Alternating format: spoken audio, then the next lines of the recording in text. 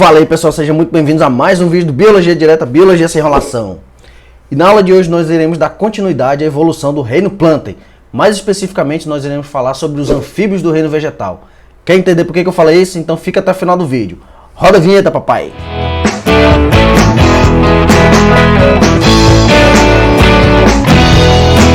Claro que para começar, eu não poderia deixar de pedir para você que se inscreva aqui nesse canal. Gente, tem muita gente assistindo aqui o canal, mas não está se inscrevendo. Se inscreve aí, eu vou dar até uns 5 segundos para você fazer isso. Vai, se inscreve aí, vou dar esse tempinho para você. Só você vai lá, clica no botão de se inscrever, gente. Pô, não custa nada, né? Dá aquela curtida, dá uma comentada no canal, compartilha com seus amigos. Eu vou deixar aqui em algumas partes da tela as nossas redes sociais para você seguir também, tá bom? Aqui embaixo também nos cards eu vou deixar essa rede social também.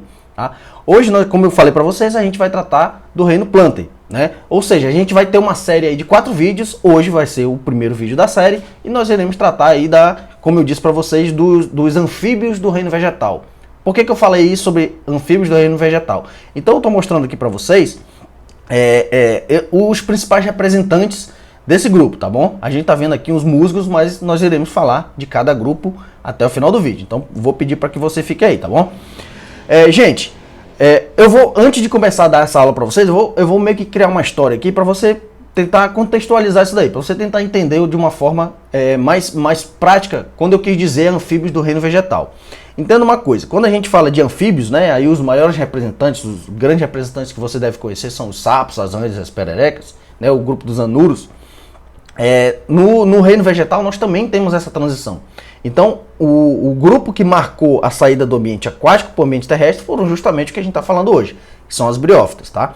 Então, essas briófitas, elas começaram a existir a partir do momento que os organismos aquáticos, os vegetais aquáticos, começaram a sair. Então, imagina aí que vamos tentar contextualizar com você, né? Ou comigo. Imagina que você fosse uma alga verde filamentosa, que era comum, né, no período devoniano, há milhões de anos atrás, quando não existia nenhum animal habitando o ambiente terrestre. Então você imagina lá que você estava vivendo nos oceanos livremente, flutuando na água, e aí até que você enjoou desse lugar e você acabou encontrando uma ilha deserta, um pedaço de terra lá fora, e você começou a imaginar, o que será que tem ali em cima, né? Como é que será que eu posso chegar lá? Será que dá para viver lá? Então foi isso, né? Claro que eu estou contextualizando aqui, mas foi isso que essas algas verdes filamentosas fizeram. Esses primeiros vegetais saíram do ambiente aquático, presta atenção nisso, eles estão saindo do ambiente aquático e estão indo para o ambiente terrestre. Tá? Então vocês estão vendo que eles estão fazendo uma transição. Por isso que eu disse que eles são os anfíbios, eles têm 2 vidas, né? Uma na aquática e outra na terrestre. Só que assim, se você fizer isso hoje, imagina que você está aqui hoje, vivendo no ambiente terrestre, você está respirando ar atmosférico, você tem estruturas respiratórias para viver no ambiente terrestre e você resolve simplesmente querer viver embaixo d'água. Você acha que você vai conseguir?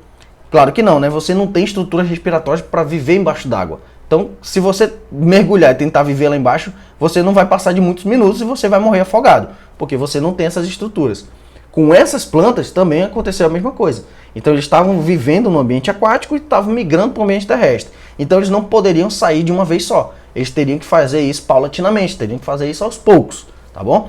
Então essas plantas foram criando algumas adaptações para poder viver nesse ambiente, que é isso que a gente vai falar agora. Então eu quero que você entenda que as briófitas foram o primeiro grupo de vegetais a chegar no ambiente terrestre. Então ela saiu da água, agora está no ambiente terrestre. Agora entenda o seguinte. Esse grupo, como ele saiu dali do ambiente terrestre para a água, eles são marcados pela transição. Por isso que eu disse que como eles vivem nessa transição, esses grupos de vegetais eles tiveram que se adaptar. Então, ele vivia no ambiente aquático, chegou lá no ambiente terrestre. Quando chegou lá no ambiente terrestre, ele encontrou logo um inimigo, logo de cara. É um cara que até hoje está lá em cima, né, chamado Sol. Então, o Sol, ele não tinha o mesmo poder dentro da água como ele tem aqui fora. Né? Então aqui fora o poder de desidratação dos seres vivos é muito grande. Então é muito mais fácil você perder água no ambiente externo da água do que lá dentro. Né? Então você está vivendo no ambiente aquático, é muito mais difícil você perder água por desidratação. Dependendo de algumas condições você até consegue. Mas de forma geral, você é adaptado àquilo ali, você dificilmente vai perder água. Esses vegetais, quando chegaram no ambiente terrestre, tiveram logo esse baque, né? Pô, eu tô saindo do ambiente aquático, tô indo pro terrestre, só que lá no terrestre tô vendo que é seco. Então eu tenho que me ambientar esse ambiente seco. Então, essas plantas, para poder sobreviver no ambiente seco, elas não puderam ir muito longe da água. Elas tiveram que viver naquela parte mais próxima, a região mais úmida da terra, e ao mesmo tempo um pouco mais sombreada. Né? Sombreada, naquela época não tinha tanta sombra, né? Mas hoje em dia a gente encontra esses vegetais principalmente nessa área mais sombreada, tá? Justamente por isso, para evitar a perda de água. Então, pense sempre o seguinte, se eu estou saindo do ambiente aquático e indo para o terrestre, eu não posso ir muito longe da água. Eu tenho que ficar ali próximo às margens, né, dessa região, que é porque o ambiente continua úmido. Então eu estou vivendo no ambiente terrestre, só que eu ainda estou numa região muito úmida. Essa é uma das principais características aí desse grupo. Outra característica muito importante é que esse grupo de vegetais, eles são considerados avasculares. Anota essa palavra aí, eles são avasculares, tá? Avasculares significa dizer o quê? O prefixo A, né? Eu já disse para vocês em outras aulas, significa negação de alguma coisa. Né? Então eles não têm alguma coisa. Se você vê aí, avasculares, eles não possuem vasos, eles não possuem vasos condutores. Ou seja, diferente dos grandes vegetais que nós temos hoje em dia, né, que nós iremos falar numa próxima aula, esse grupo ele era muito pequenininho. Tá? Então eles eram algas que viviam ali no ambiente aquático. Como eles já viviam no ambiente aquático, eles não precisavam ali estar trocando muitos fluidos, né? Então ele já conseguiu esses fluidos diretamente ali do ambiente que eles estavam vivendo, já estava em contato direto com a água. A partir do momento que você sai desse ambiente, você está mais exposto. Só que esses organismos eles ainda estão se desenvolvendo. Então eles não tinham vasos condutores, como não tem até hoje, porque esses grupos não foram extintos, tá? Eles ainda existem até hoje, como eu mostrei na foto aí no início da aula para vocês. Então vocês percebem que são plantas muito pequenas. Por elas serem avasculares, uma das principais características dela é que elas não crescem muito, tá? Por que elas não crescem muito? Se ela não tem vasos condutores para transportar a seiva, para transportar nutrientes para as outras células, não tem por que esse ser vivo crescer muito. Então, geralmente, eles crescem aí em torno de 5 centímetros a 10 centímetros. É claro que a gente tem algumas exceções, podem crescer um pouco mais, mas ainda assim são organismos muito pequenos, tá? Principalmente por essa característica. Outra coisa, eles, como eu disse para vocês, eles são ainda muito dependentes da água. Então essa é uma informação muito importante para você. Tá? Eles são muito dependentes da água porque, como eu disse para vocês, para evitar essa desidratação, então eles precisam sobreviver ainda nesse ambiente terrestre. Para poder sobreviver, você precisa estar nesse ambiente muito úmido, com a presença de água constante. Tá? Outra coisa é em relação à reprodução. Os organismos masculinos desses grupos de briófitas, geralmente eles possuem o espermatozoide flagelado. Ou seja, eles têm um rabinho, né? Então, se eles têm esse rabinho é porque eles precisam nadar. Então, se você observar, esses organismos eles utilizam a água para poder liberar os espermatozoides na água e esses espermatozoides saírem nadando até encontrar uma fêmea. Então, eles são dependentes por dois motivos. Anota isso aí. Eles são dependentes principalmente para sobreviver e também para reprodução. Então, geralmente as provas de vestibular de vocês vão cobrar isso daí, tá? Eles são dependentes para sobreviver, porque eles são um organismo de transição, e também para reprodução. Não esqueça disso daí. Isso daí, inclusive, vai ser uma das características que vai mudar nos grupos lá na frente, tá bom? Se você imaginar, pensa por outro lado também. Se você está querendo conquistar um ambiente terrestre, eu vou sempre falar isso aqui para vocês, vou sempre fazer essas comparações nas próximas aulas. Se você quer conquistar um ambiente terrestre, você não pode ficar muito apegado à água. Você tem que se livrar dessa água aos poucos. Então observa aí, ela depende muito de água para sobreviver e depende muito de água para se reproduzir. Então guarda essas informações que elas vão ser importantes nas próximas aulas. Esses organismos, como eles viviam na água, eles não tinham estruturas para se fixar, né? Então eles não possuíam raízes. Esses primeiros seres vivos que chegaram na Terra também não possuíam raízes. Né? Nem possuíam caule, nem possuíam folha, porque eles são organismos muito pequenos. Mas eles começaram a desenvolver estruturas semelhantes a isso, tá? Correspondentes a isso. Então, eles precisavam se fixar em alguma coisa. Então, ao invés de raízes, eles desenvolveram rizoides. Os caules também não eram desenvolvidos porque eles não tinham vasos condutores, então eles desenvolveram cauloides. As folhas, pelo mesmo motivo, não eram tão desenvolvidas, então eles desenvolveram filoides, tá? Nessa sequência que eu estou falando aí para vocês. Outra situação em relação à reprodução é que esses organismos eles são majoritariamente criptógamas. Professor, o que é um ser vivo criptógamo? Cripto significa escondido e gama tem a ver com gameta, né? Então significa dizer que se você olhar para uma briófita que não esteja em fase reprodutiva, você não vai conseguir distinguir com facilidade o macho de uma fêmea. porque os órgãos reprodutores deles estão escondidos, tá? Então você vai olhar os dois, esses dois parecem, não tem como diferenciar macho e fêmea, simplesmente pelo fato de eles serem criptógamos. Mas quando a gente vai ver daqui a pouco que quando eles estão na fase reprodutiva, você consegue identificar principalmente as fêmeas, tá bom? Os tipos de reprodução desses grupos são os dois, tá? Da forma assexuada, que não utiliza gametas, né? Mas que pra gente não interessa tanto agora. E a forma sexuada, que é o que a gente vai abordar com maior profundidade, tá bom? Outra coisa que eu coloquei aqui no slide para vocês é que geralmente eles são dioicos. Claro, a gente sempre vai encontrar as exceções. Existem alguns grupos que não são dioicos, tá? São hermafroditas. Mas vamos tratar aqui dos dioicos, que é para a gente poder generalizar um pouco a reprodução desse grupo das briófitas. No caso dos machos, eles vão apresentar uma estrutura que a gente chama de anterídeo. No caso das fêmeas, a gente vai chamar de arquegônio, tá? Eu vou colocar daqui a pouco uma imagem para vocês que representa todo esse passo a passo aí, vai ficar mais fácil, tá bom? Primeiro, vamos entender o que tem essa parte aqui. Gente, perceba aqui no slide que eu deixei bem marcado para você, deixei bem evidente uma informação. Eu quero que você preste atenção nessa informação e também não esqueça dela, tá? Você vai usar essa informação para muitas questões na sua prova, tá? Porque uma das principais diferenças que existe desse grupo em relação aos outros é o que está escrito aqui. Tá? E eu vou logo ser sincero com vocês, eu estou explicando um monte de coisa aqui, mas provavelmente as questões das provas de vocês vai abordar esse slide aqui, tá? Então ele está falando basicamente tudo que você precisa saber. Inclusive agora, as plantas de forma geral, né? A gente vai ver que elas têm duas fases reprodutivas, que a gente chama de alternância de gerações, tá? Então uma hora ela está numa fase, outra hora ela está em outra fase. Você vai entender aos poucos quando a gente for explicando os outros grupos, tá? Nesse grupo aqui, ele já apresenta essa alternância de gerações. Ou seja, você vai ter uma fase dominante, que aparece a maior parte do tempo, e você vai ter uma parte efêmera, que é aquela que surge esporadicamente, geralmente na época reprodutiva. Tá? Nesse caso aqui das briófitas, a fase dominante, anota isso aí, a fase dominante pega a sua telha, seu carvão aí para anotar isso daí, que é muito importante. A fase dominante, gente, é o gametófito. Tá? A fase dominante é o gametófito. E a fase efêmera vai ser o esporófito. Você vai ver que os próximos grupos também vão usar essa classificação de gametófito e de esporófito. A palavra gametófito vem de gameta, né? Tem a ver aí com o espermatozoide, tem a ver com o óvulo. E o esporófito tem a ver com os esporos. Agora perceba que eu coloquei geneticamente falando que os gametófitos eles são haploides. Eles têm a metade da carga genética nesse grupo aqui, na fase dominante. Então, na fase dominante, ele tem a metade da carga genética. E na fase efêmera, ele tem a carga genética completa. Aí você deve estar pensando, professor, eu estou numa confusão aqui que eu não estou entendendo mais nada. Deixa eu tentar fazer uma analogia com você aqui para ver se você consegue interpretar aquilo que eu estou falando. Imagina aqui o seu professor. Para eu poder nascer, para eu poder estar aqui dando essa aula para vocês, antes de eu existir, o meu pai e a minha mãe tiveram que se unir, tiveram que unir gametas, né?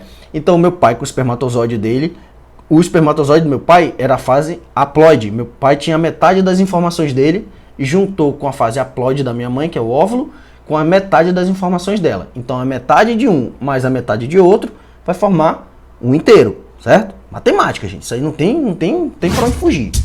Então, a metade do meu pai com a metade da minha mãe formou o professor Harrison. Então, diga o seguinte...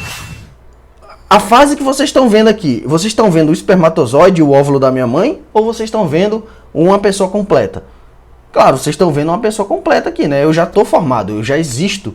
Então isso significa dizer que a fase que você vê com maior frequência é a fase dominante. Nesse caso aqui, a minha fase dominante já é a junção dos dois. Então eu sou diploide, né? Eu sou 2N. Agora observa no slide aí, ó. A planta ela simplesmente inverteu isso daí. A fase dominante é como se fossem os espermatozoides. Então imagina, vamos jogar isso para esse exemplo que eu dei agora.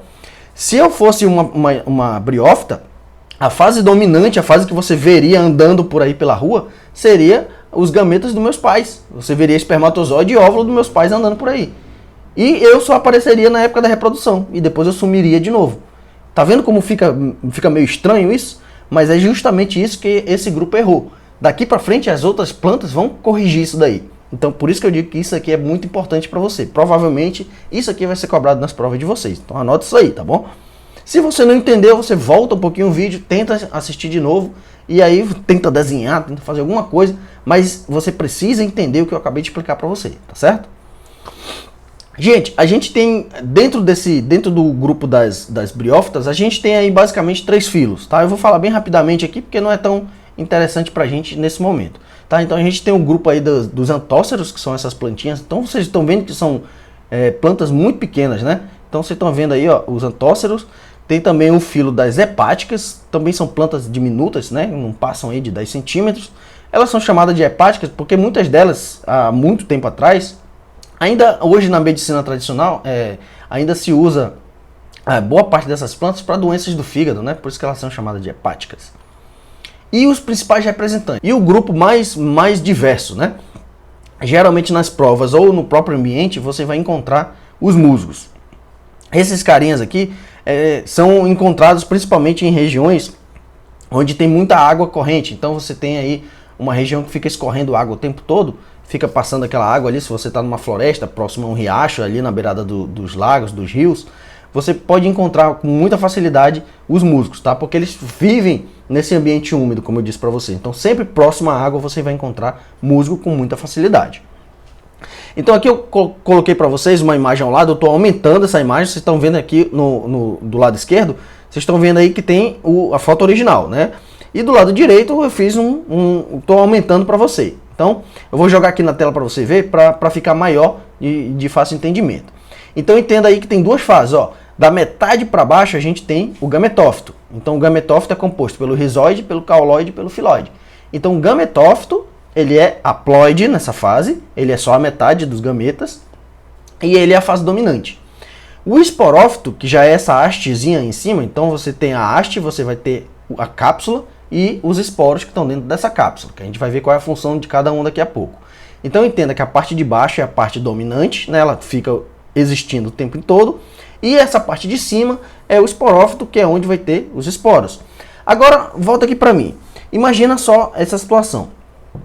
Uma mulher, quando ela troca gametas com um homem, ela, se for fecundado, se houver a fecundação, tudo direitinho, essa mulher vai ficar grávida, certo?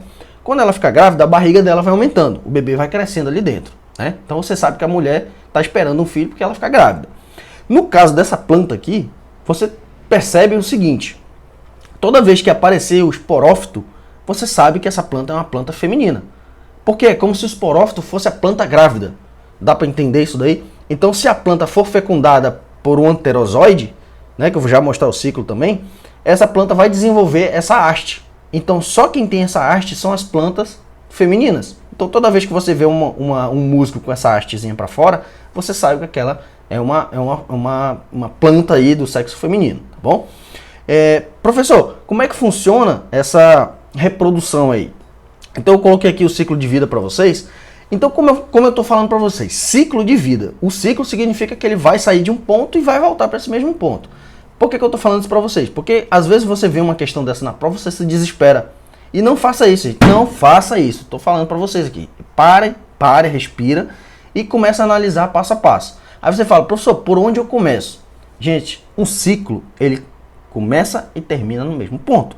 Então por onde você quiser começar, vai dar no mesmo, tá? Mas eu sugiro que você comece pela parte mais inicial de todas, a parte mais básica, tá bom? Pela reprodução, né? Então onde que você vai ver isso?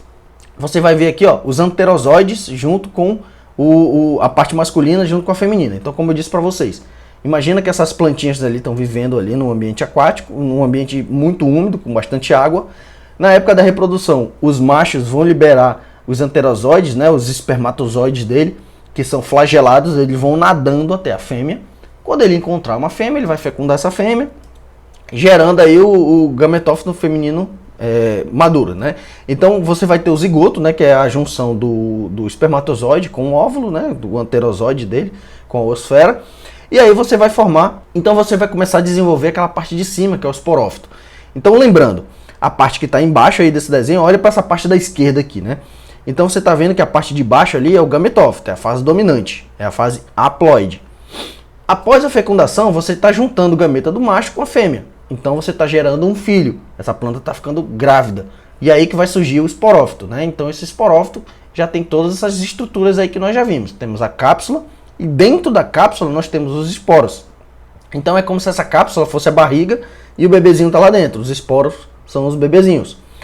Só que tem um detalhe aqui, ó. Esse esporo, ele vai sofrer algumas meioses, né? Então, é por isso que eu disse para vocês que essa fase ela está invertida. Se esse esporo fosse diploide, essa planta já ia nascer adulta, entendeu? Então o que acontece? Não ia poder ter a reprodução, porque ela já ia ser 2N. Então nesse caso aqui, o esporo, quando ele está lá dentro da cápsula, ele vai ter que diminuir. Eu disse para vocês que o esporófito ele é diploide. Ele tem a parte do masculina com a feminina. Mas para poder ele se reproduzir novamente mais tarde, ele precisa ser masculino e ser feminino. Ele precisa estar dividido de novo. Então esse esporo ele acaba sofrendo uma meiose. Ele é 2N, lá dentro da cápsula ele sofre uma meiose e ele volta a ser haploide de novo. Quando ele cair no solo, ele vai começar a germinar haploide. Por isso que quando ele germina haploide, ele é a fase do gametófito, é a fase dominante. Tá bom? Então esses haploides vão se reproduzir formando um diploide. Aí ele volta a ser haploide e volta a ser gametófito. Depois fica o ciclo, fazendo esse ciclo eterno. Tá bom, galera? Então, como eu falei para vocês, se ficou um pouco difícil, você volta um pouco esse vídeo, assiste de novo esse vídeo, que aí você vai conseguir entender tudo bacana, beleza? Tá bom, galera? Então, se você gostou, curte o vídeo, curte o canal, bate no sino, até a próxima.